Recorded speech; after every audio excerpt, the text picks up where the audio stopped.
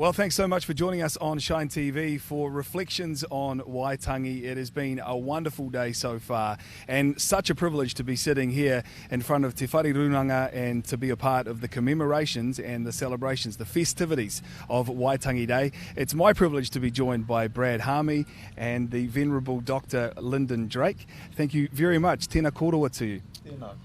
Kia ora, kia ora. Now, let's start with that question. Is it a celebration or is it a commemoration in your perspective?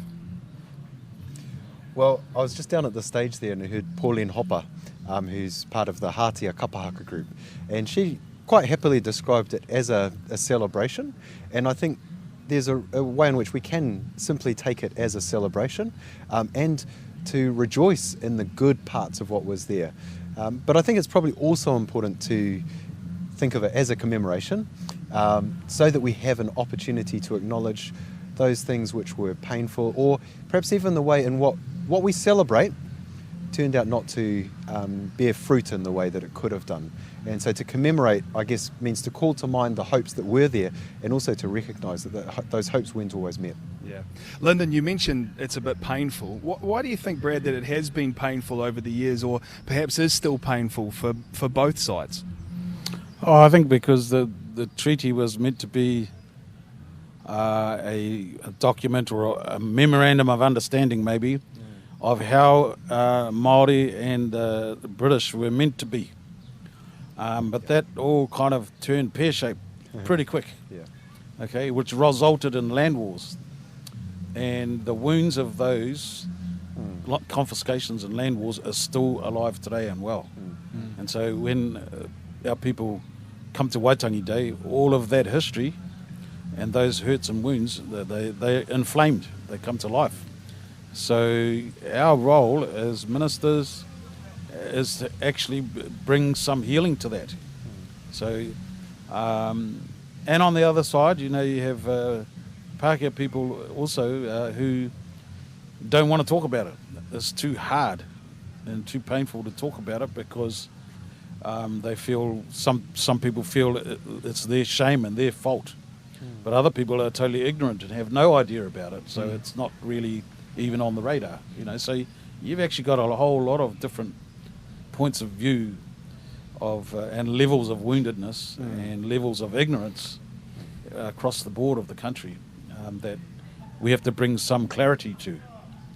You know? You were both involved in the interdenominational church service this morning and also the dawn service, which is such a wonderful foundation for the whole day and the commemorations. But you mentioned reconciliation. Lyndon, is reconciliation possible? I mean, we believe that as Christians, but in this context, do you think it is going to get better? Do you think it can be healed? Well, I mean, one way you could look at it is there's been a lot of water under the bridge, and yet we still haven't got there. And in the interdenominational service, the preacher from the Salvation Army reflected on shalom, and sometimes pointing us towards that things aren't the way they ought to be. And so you could look at it, and the temptation might be to think it's impossible.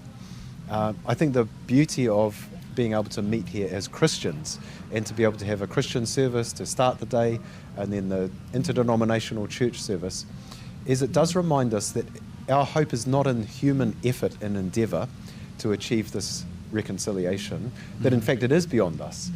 There's a reality that human effort can't bring about. Even when we agree on the goal that we're shooting for, it's actually impossible for us to reach it. But I do believe that in the gospel of Jesus Christ, there is the possibility of reconciliation, that he can overcome those barriers that divide us. He can heal the wounds that are still painful for people, and he can bring a restoration. Only a glimpse of what's to come when the Lord returns, but still I think we can experience that in the present, and we can look back and we can see the gospel did bring reconciliation in the past, and that gives us hope even in this land that it's going to do the same again in the future. Yeah, it's interesting that you refer to the past because, Brad, you've been coming to Waitangi Day since 1990. You were telling me a story about being here all the way back then. Probably a few years, less years, Lyndon. A few less, yes. Yeah, but how do you think it has progressed in the time that you've been coming? Is it better than it was?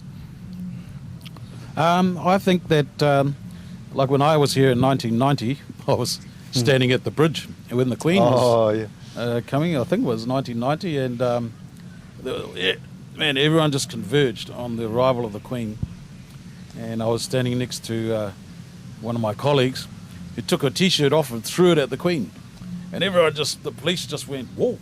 You know, it was a pretty volatile scenes in those times.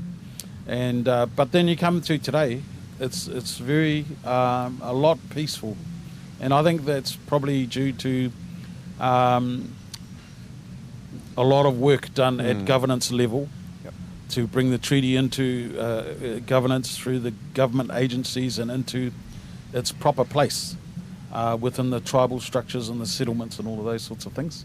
And so I think that's played a lot of part in it, and that New Zealanders, Kiwi New Zealanders have raised their level of knowledge about the treaty, and they come here now to see what's going on and to understand their history. And so I think there's been a reconciliation of a sort at a political level with the settlements, but I still think there's a lot that we can do as ministers. Yeah. And there is a lot going on. There's a lot of reconciliation going on, not here, in families all around the country. There's a lot of healing that is going on. It just ain't public. Yeah. That's fascinating. The gospel, such a part of the day, and I know both of you and Bishop Kito, who unfortunately couldn't be with us, so many people have worked so hard to make sure that is a part of the Waitangi commemorations. But do you think that it's a battle to try and keep Christianity or the Christian message in Te Ao Māori and in our country as a whole? So I must admit, my instinct wouldn't be to use the word battle, and in many ways I really often rejoice in the fact that ministry in a Maori context means I don't have to defend the idea that there is a spiritual world. I don't have to defend the idea that we ought to engage with it, and that what we do as ministers is important. That's taken for granted. The contest is a different one from say when I was back in England. Does God exist, for example? Is there a spiritual world? Does it even matter to normal life? You know, those questions are not the same in a Maori setting. And because this is a Maori setting, it means that comes to life, I guess. And then because of the part the church played in bringing the treaty about, there is an opportunity which the church could lose, and it is contested in certain ways, but there's also a recognition of, I guess, the whakapapa of both the treaty and its consequences that means the church does have a role. You know, and Brad mentioned the Queen's visit. Bishop Hui Verko preached then. At the start of his sermon, people were booing him. You can listen to the sermon actually online, and you can hear it in the background. All these might have been you, Brad. Booing in the background. They go boo, boo. And then he says, addressing the Queen, you know, these promises were not kept, and they will change. And they start saying, hey, you know, and it's a very powerful sermon he preached. Now, to me, that's the heart of it, though, is it's not so much a battle against, say, secularisation, like in the rest of New Zealand. Instead, the question is, will the church fulfil the duty, the obligation, and the opportunity it has and has been entrusted with well? So I would say Bishop Hui fulfilled it then, in that moment. And when that happens, it creates another period of openness to this continuing. So the real question is, will we live up to what we are supposed to do? I don't want to see it as a contest, I guess, of two different worlds. Yeah. Well, that's a wonderful question to finish it on, I think. But Lyndon, Drake, Brad, Haami, thank you so much for your time. Really appreciate the conversation. Kia ora, Luke. Kia ora.